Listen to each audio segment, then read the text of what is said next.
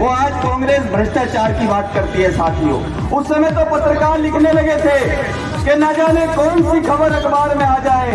न जाने कौन सा सिक्का बाजार में आ जाए, अरे चोर उचक्कों से भी कर लो दोस्ती यारो, न जाने कल कौन कांग्रेस की सरकार में आ जाए। ऐसी स्थिति भी उस समय बन गई। वो कांग्रेस आज यहाँ भ्रष्टाचार की बात करती है। जिस कांग्रेस के नेताओं ने देश को लूटा,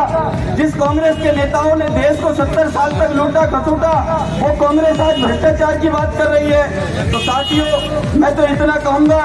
कि जो लोग आज किसी भी विषय को लेकर पार्टी के किसी भी सभासद से, किसी मंडल अध्यक्ष से या किसी अन्य प्रत्याशी से भी नाराज है, उनकी नाराजगी जायज है, लेकिन यदि सनातन बचेगा, यदि देश बचेगा, यदि राष्ट्र बचेगा तो हमारी नाराजगियां भी दूर होंगी, लेकिन हम मिट जाएंगे तो केवल इतिहास के पन्नों में हिंदू और हिंदुत्व को याद किया जाएगा। इसके लिए साथियों हमें संकल्प लेना है कि सभासद से लेकर और प्रधानमंत्री तक इस देश में केवल भारतीय जनता पार्टी का होना चाहिए, तब इस देश में सनातन होगा। आज उन लोगों की इतनी हिम्मत हो गई,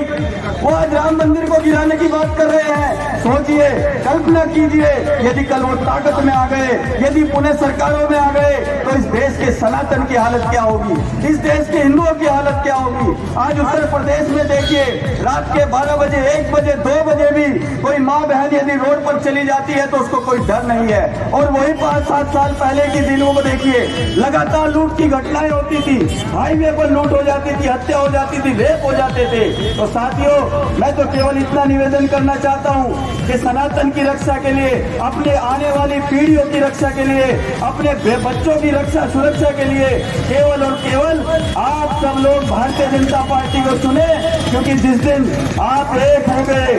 और पुनः इस देश में, हर प्रदेश में, हर शहर में, हर नगर पालिका में आप होंगे तो अंत में इतना कहते हुए कि धारा हर मोड़ बदलकर लाहौर से गुजरेगी गंगा, इस्लामाबाद की छाती पर लहराएगा भारत का झंडा, रावलपिंडी और कराची तक सब कुछ गायब कर देंगे, सिंधु नदी के आर पार पूरा भारत कर देंगे। जय हिंद, जय भारत। गर्व से हम हिंदू हैं, हिंदुस्तान हमारा है, गर्व से हम हिंदू हैं। हिंदू कार्यकर्ता